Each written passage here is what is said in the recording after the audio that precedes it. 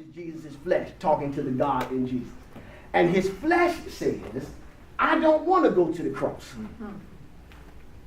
It's not even my will to go to the cross. So I think I want to pass from the cross.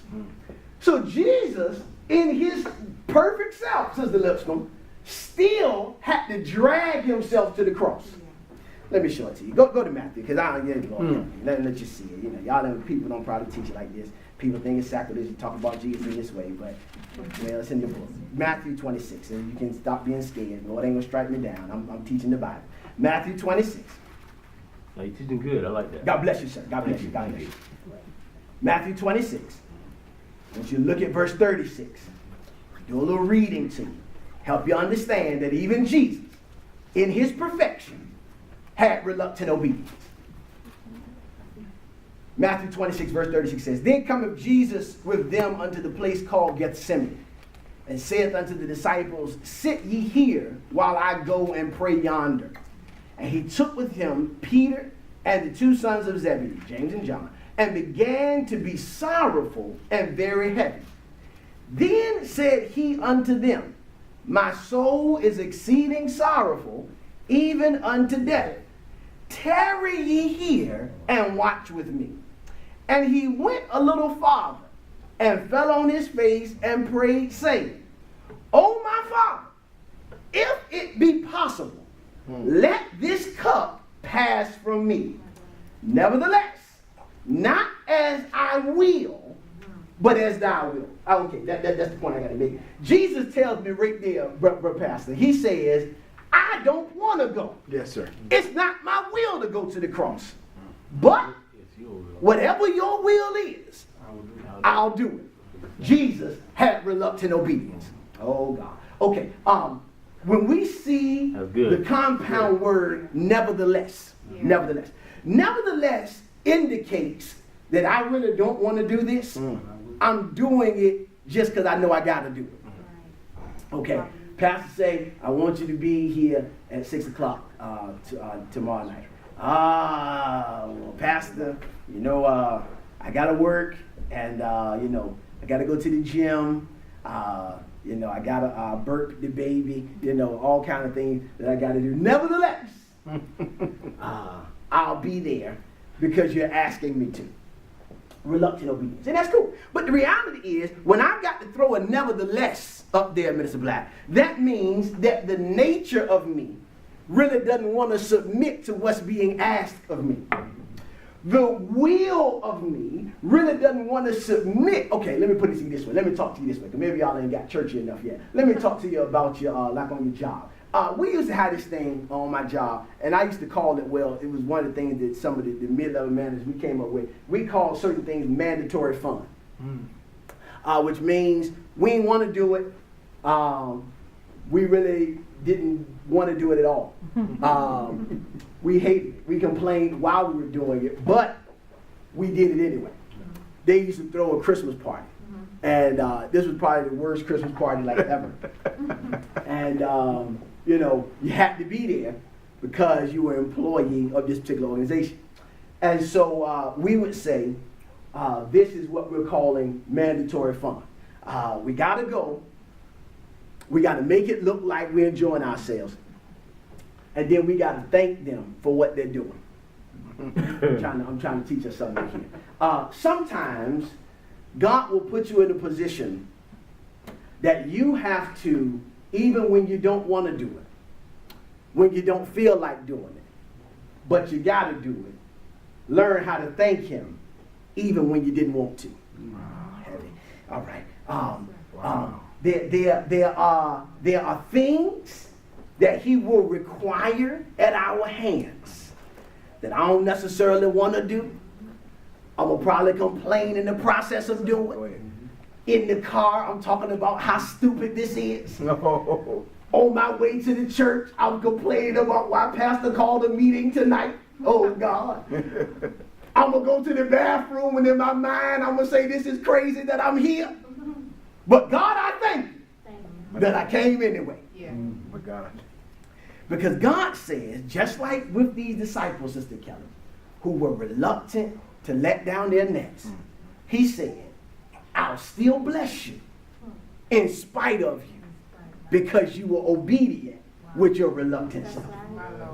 I'll still drop a blessing on you because obedience showed up.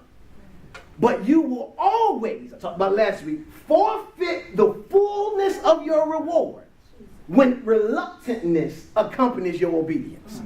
All right. So what are you telling me, Pastor? What I'm telling you is you can live an okay life being reluctant. Wow. But you can live a real good life just being obedient. That's good, sir. He'll meet your needs when you're reluctant. But he'll graduate you to your desires when you learn how to just be obedient. Too, sir. He will make sure your lights stay on when you're reluctant. But he'll put what you want to eat in front of you when you learn how to just be obedient. So okay. Obedience is what God requires. All right, let's do this. Let's do this. When we talked about reluctant obedience, let me show you something else. I'm going to shift now to talk about assistive obedience. Assistive obedience. Assistive. We teach again tonight on examples of obedience. Examples of obedience. And we're talking about in our beginning portion about reluctant obedience and how that when we are reluctant, it's simply there being a mental struggle that's going on in our mind. There's a mental issue that's saying, God, I really don't want to do this, but I will do it. It is that mental issue and that mental struggle that oftentimes causes us to miss out on the best of what God has for us. So when we are now attempting to be assistive with obedience, the word assistive means to or serves as a device. Assistive is something that serves as a device designed to help in the performance of a particular task. Assistive it is a device that is designed to help in the performance of a particular task. Now,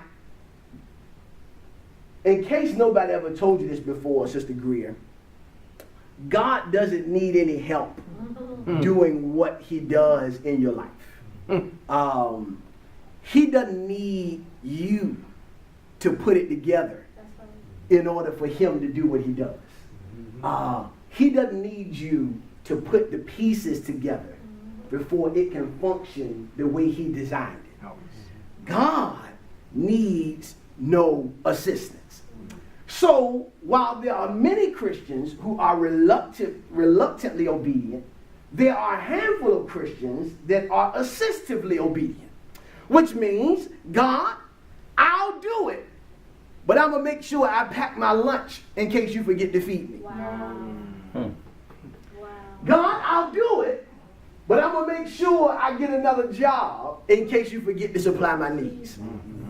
God, I'll do it, but let me bring my cousin and sister with me in case you decide to forget about me. I got somebody I can depend on.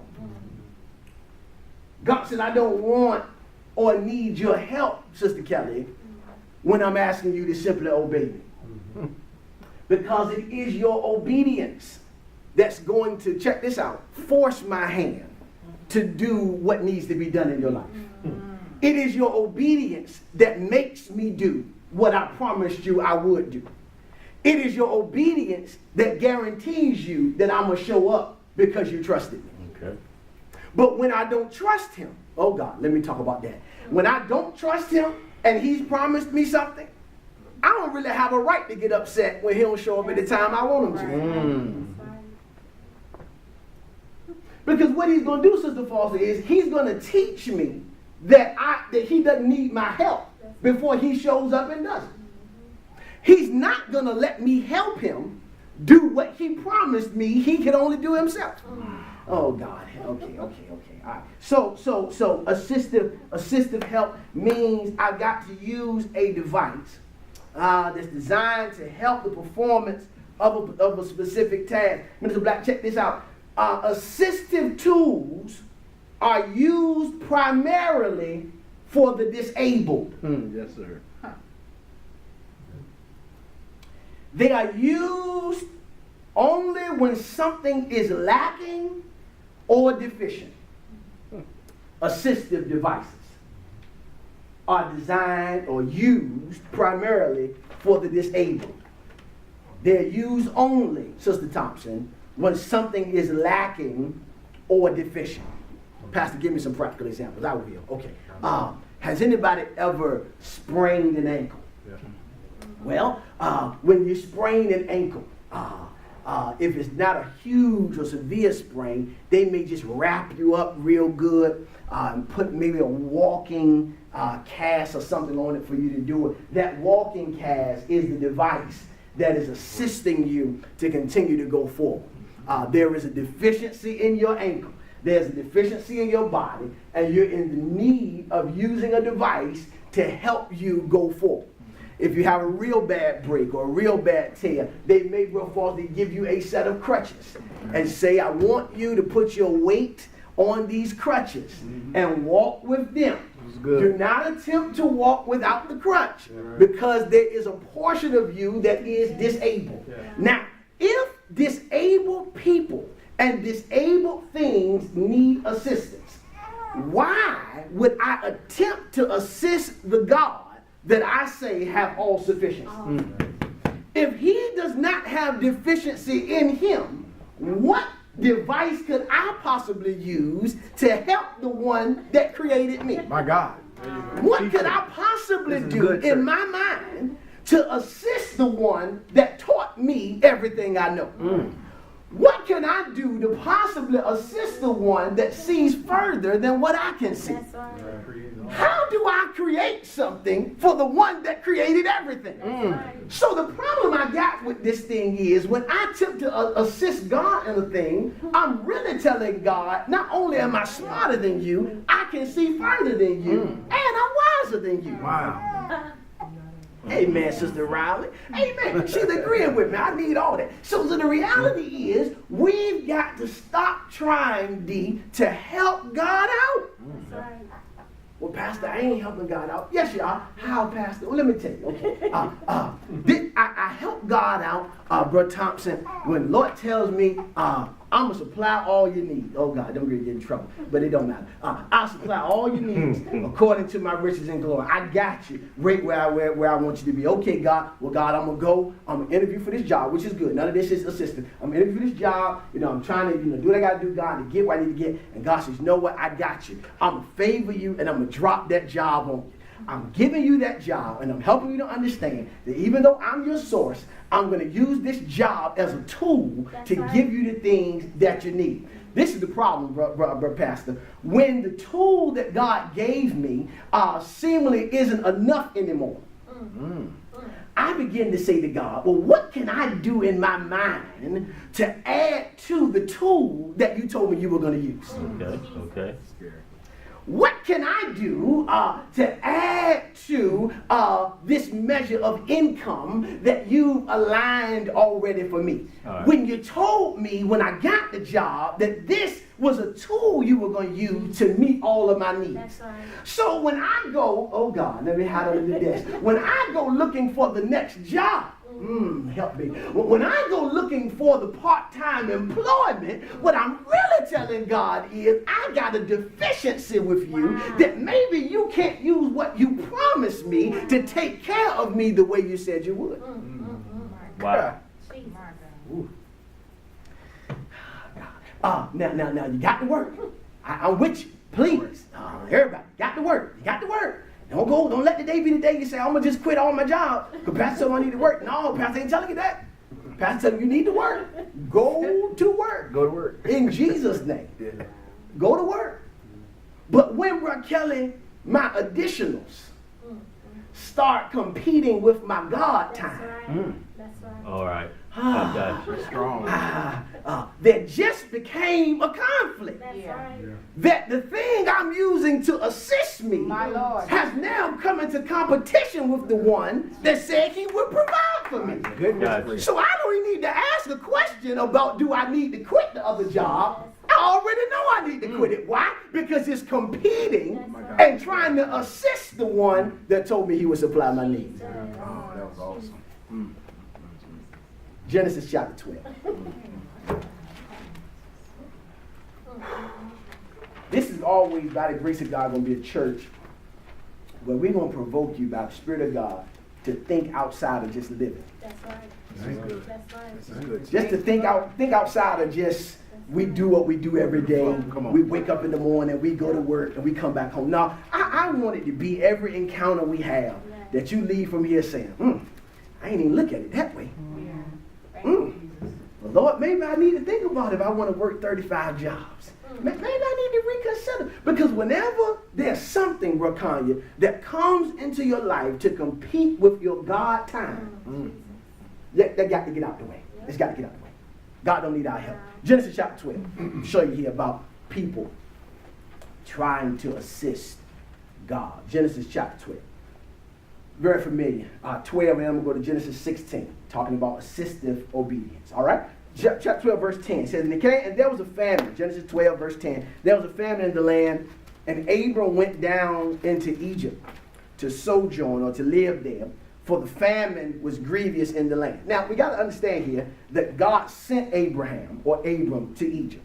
God told him, go to Egypt because of the famine. All right? And it came to pass, when he was come near to enter into Egypt, that he said unto Sarai his wife, behold now, I know that thou art a fair woman to look upon.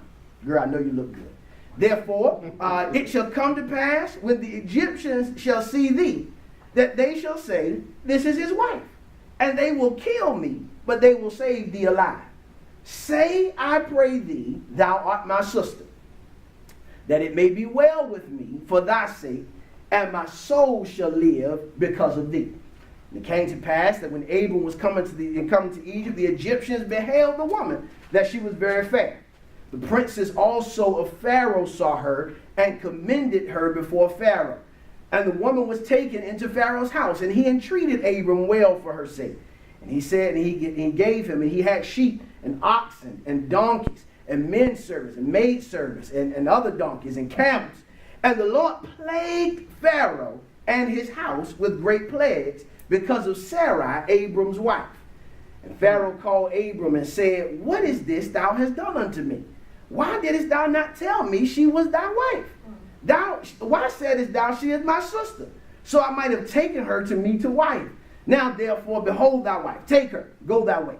And Pharaoh commanded his men concerning him, and they sent him away and his wife and all that he had. Why would Pastor give us this talking about assistive obedience? Well, Abram understood that God called him to go down to Egypt. However, in the obedience, he understood that maybe, or he thought that maybe since God needed a little bit of help. Because he was sending him to a place where people didn't really fear God, and he had a beautiful wife.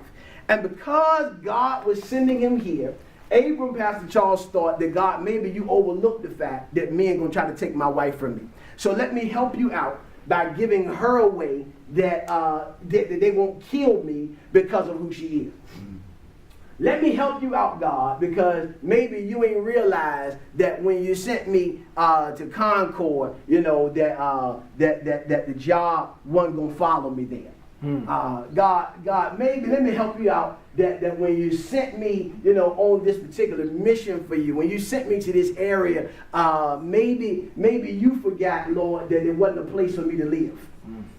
So because you forgot these things, God, let me put some things in place now to do your job for you, because there's apparently some deficiency in your plan. So Abram begins to give Sarai a plan, and she follows it. She said, okay, all right, I'm going to do what you say. And God's got to intervene. Now, this is the thing, Minister Black. What I want us to grab tonight is, even when we try to assist God, he'll still bless us. First I told you that when you're reluctant, he'll still bless you. Now I'm showing you that when you try to help him, he'll still bless you.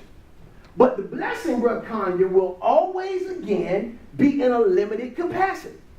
Abram had to endure another 10 plus years of his wife being barren because he tried to help God in doing what only God could do.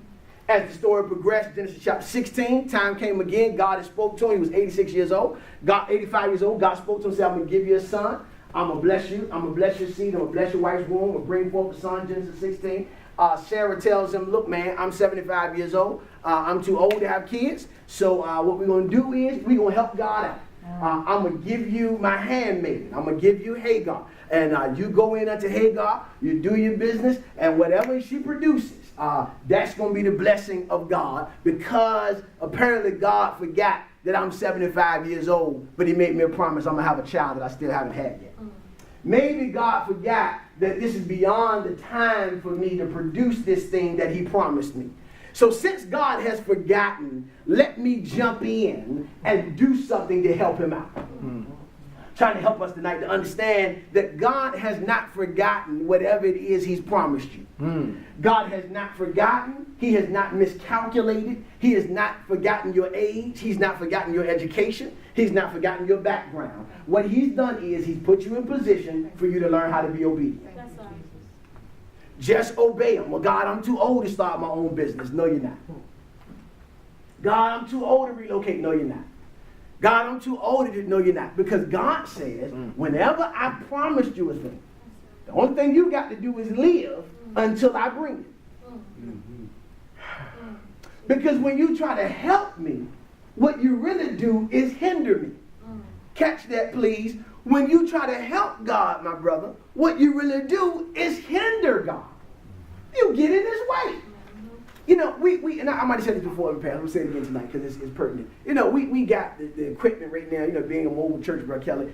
We got to, you know, pack up and do all that stuff every Sunday. And Logan, you know, my little nephew, 2 years old, I love him. That's my guy. And he really feels like he can help us in breaking down this equipment. Now he's not even tall as this table. But he really feels like when stuff needs to be lifted, that he can be the one to help us. Now, the reality is, all of Logan's help does nothing but hinder us. Now, check this. Because he's so small, I hope y'all catching this thing. Because he's so little, in comparison to the ones that are working, that every time he runs across, in his mind, he's helping. But in our eyes, he's hindering. God says, I'm so big. I'm so strong. And when you, with your small, minute self, comes and try to help me with my big, gigantic self, I look at you like Pastor looks at Logan. You're in my way. Amen. And when Logan gets in our way, that's good. What we got to do is, now we got to be extra careful not to hurt him while he's trying to help us. Amen. I hope you're catching it.